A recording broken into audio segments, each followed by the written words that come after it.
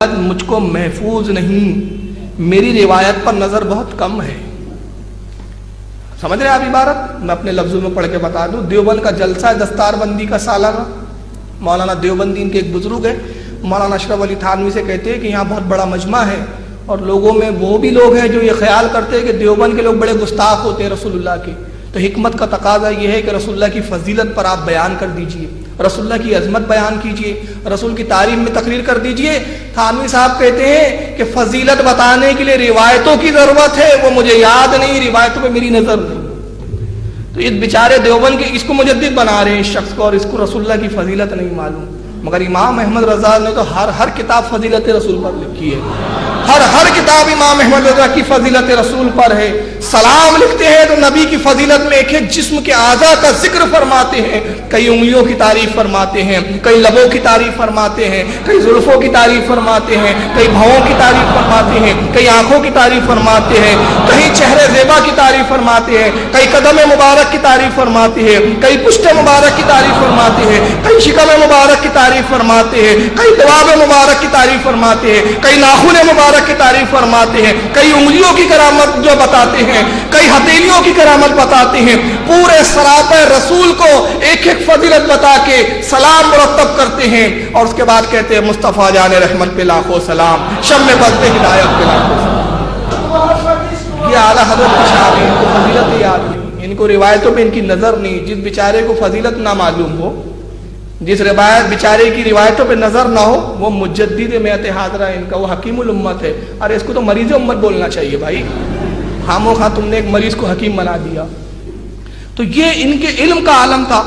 اور آئیے اسی کتاب کے اندر میں ایک اور عبارت بتا دوں، یہ تھانوی صاحب کی حق گوئی ہے، بڑے حق گو تھے، میں یہ مانتا ہوں کہ حق گوئی میں ان کے جیسا کوئی نہیں تھا، اپنے عیب خود ہی ظاہر کر دیتے تھے۔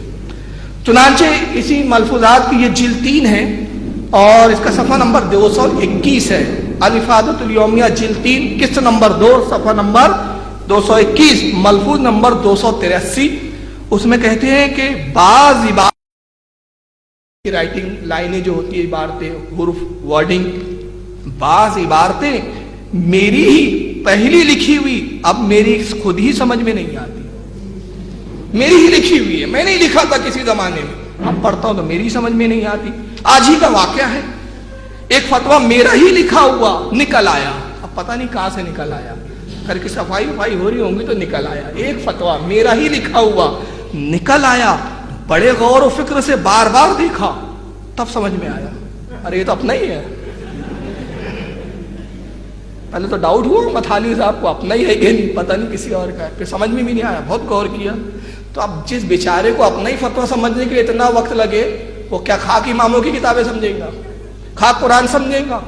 یہ خود لکھا ہے، یہ مذاق بنایا ہے انہوں نے دین کو، اور یہ حکیم الامت، یہ مجدد ہے، اور ایسے مجدد کو پال کر اس کی پرورش کر کے کہ ہمیں منہ چڑھاتے کم وقت۔ اعلیٰ حضرت سے پوچھا جاتا ہے رسول اللہ کے نام کتنے ہیں؟ اعلیٰ حضرت کہتے ہیں کہ رسول اللہ کے نام حد و شمار سے پرے ہیں، اس کا حد و شمار اللہ ہی جانتا ہے۔ علماء نے تقریباً 7000 نام بتائے، فقیر نے اس میں اور اضافہ کیا، اور ایک لمبی تعداد، ایگزیکٹ فگر نہیں ہے مجھے یاد ابھی، ایک بڑا فگر بتا کے کہتے ہیں فقیر نے رسول اللہ کے اتنے نام جو ہے وہ ثابت فرمائے۔ تو جو رسول اللہ کے نام ہزاروں میں گنائے، اس کے علم کا کیا عالم ہوگا۔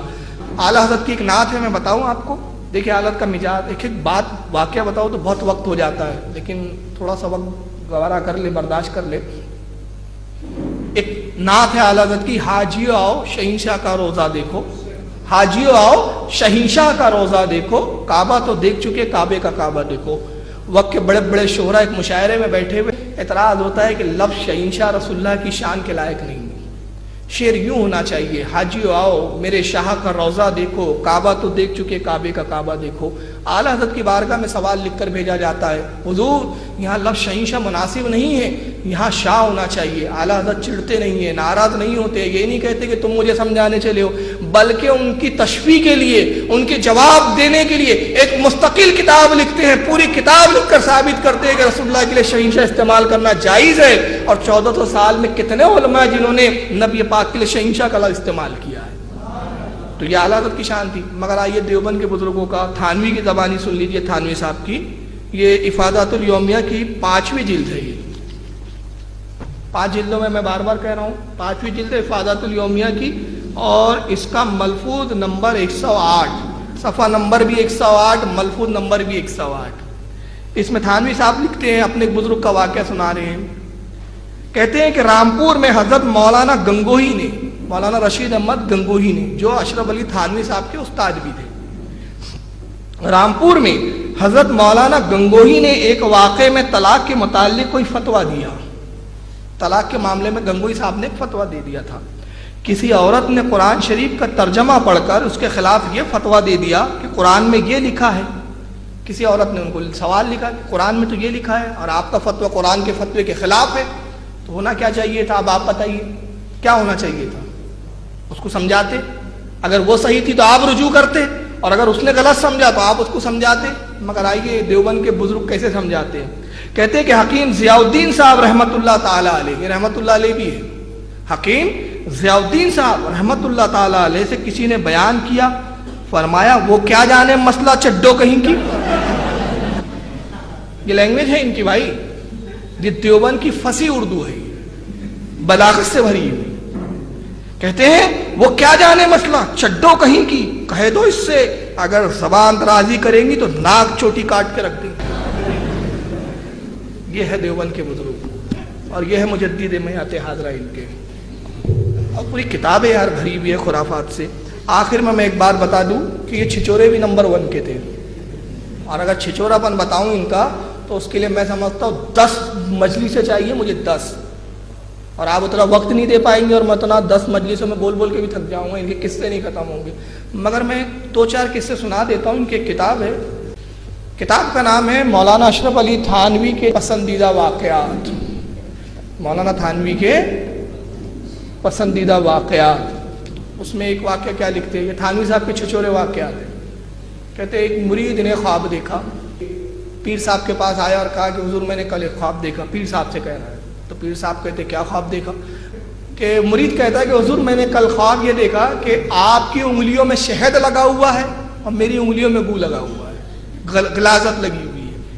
پیر صاحب نے کہا ہم ہے اسی لائق، ہماری انگلیوں میں شہد نہیں ہوگا تو کیا ہوگا؟ کہا حضور آپ نے بھی پورا خواب نہیں سنا۔ اس کے بعد خواب یہ ہے، اب آپ سمجھ گئے، یہ تھانوی صاحب نے بیان کیا۔ تھانوی صاحب کی پوری لطیفے کی کتاب بن سکتی ہے، اس کا نام رکھا جا سکتا ہے تھانوی جوکس، تھانوی کے جوکس۔ کہتے کہ پھر میں نے حضور آپ نے پورا خواب نہیں ہوا یہ کہ آپ میری انگلی چاٹ رہے تھے، میں آپ کی انگلی چاٹ رہا ہوں۔ اب میرے کی سمجھ میں نہیں آیا کہ وقت کا مجدد چھچوری حکایت بتا کے بتانا کیا چاہ رہا ہے؟ بھائی کوئی مقصد ہو۔ اللہ کے نبی کی حدیث ہے، اللہ کے نبی فرماتے ہیں کہ مومن چھچورا نہیں ہو سکتا، فیض گو نہیں ہوتا۔ یہ فیض گوئی کر کے بتانا کیا چاہ رہے ہیں؟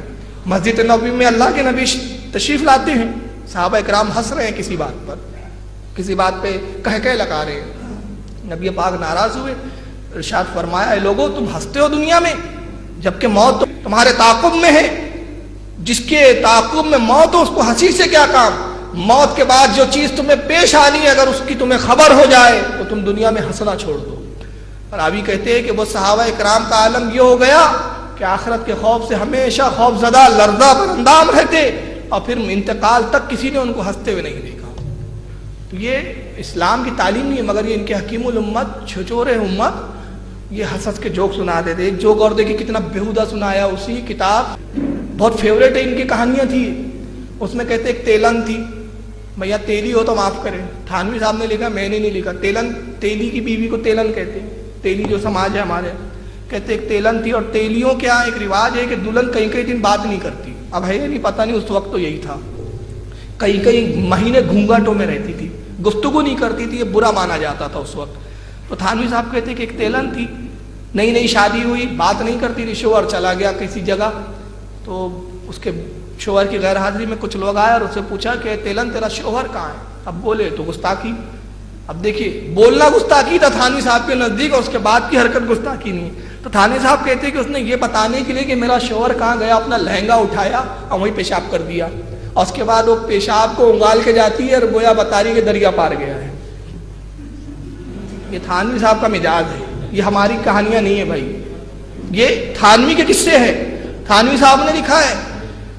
اندازہ لگائیے کہ سارے دن میں خوابوں میں ان کو لہنگے، منہ، پیشاب، بو، گوبر یہی نظر آتا تھا ان کو، اور ایک واقعہ سنا دیں ان کا آخری بس میں نے کہا نا کہ اگر یہ قصے تھانوی نے جو بیان کیا اگر یہ کتابوں کے حوالے سے بتاتا جاؤں تو 10 مجلس سے کم ہے میرے لیے. بہت پڑھا ان کا میں نے. ایک آخری سنا دیتا ہوں. کہتے ہیں کہ اب یہ بتانا کیا چاہ رہے ہیں کہ کچھ لوگ علماء پہ اعتراض کرتے اپنے آپ کو نہیں دیکھتے. اس بات کو سمجھانے کے لیے تھانوی صاحب کے پاس کوئی حدیث نہیں ہے, فضیلت علماء پہ کوئی روایت نہیں ہے. اس کو کیسے سمجھاتے تھانوی صاحب سنیے. یہ تھانوی صاحب کی گندی ذہنیت کا نتیجہ ہے. چنانچہ اسی کتاب میرے چند پسندیدہ واقعہ صفحہ نمبر 248 پر وہ لکھتے ہیں کہ عید کا چاند دکھا تو ایک عورت اپنے بچے کو پاخانہ کروا رہی تھی. تو کہتے کہ انگلی پہ گو لگا ہوا تھا. تو عورتوں کی عادت ہوتی ہے کہ جب کچھ چیز حیرت سے دیکھتی ہے یا بات کرتی ہے تو انگلی ناک پہ رکھ لیتی ہے. ہوتا ہے نا, عورتوں کو دیکھا ہوں. تو اس نے انگلی ناک پہ رکھ لی اور کہا کوئی اس سال چاند جو بڑا بدبودار نکلا ہے. تھانوی صاحب کہتے بدبو چاند میں نہیں تھی, بدبو تو اس کی اپنی انگلی میں تھی. تو اسی طرح کچھ لوگ علماء پہ اعتراض کرتے اپنے آپ کو نہیں دیکھتے. کہ سمجھانے کے لیے ان کو گو گوبر والی شکایت ہوئی. ان کا معاملہ کیا تھا, چرکین کر کے ایک شاعر تھے, نام سنا ہوگا آپ نے, چرکین. وہ صرف گو گوبر کی بات کرتے تھے. تھانوی صاحب کا بڑا گہرا تعلق لگتا ہے. مجھے کبھی کبھی ڈاؤٹ ہوتا ہے کہ چرکینی کا نام تھانوی تو نہیں تھا کہیں, ہو سکتا ہے ایسا, واللہ جانے. ان کو ہمیشہ گو گوبر کی شے, اب وہ وقت نہیں ہے. تو بہرحال عرض یہ کر رہا ہوں کہ تھانوی صاحب کا عالم یہ تھا کہ گندے فحش علم سے کورے چھچورے انسان کا نام مولانا اشرف علی تھانوی ہے, اور ایسے شخص کو انہوں نے مجدد بنایا. اب میں آخر میں اعلیٰ حضرت کی شان انہی کے گھر کی کتاب سے بتا دوں.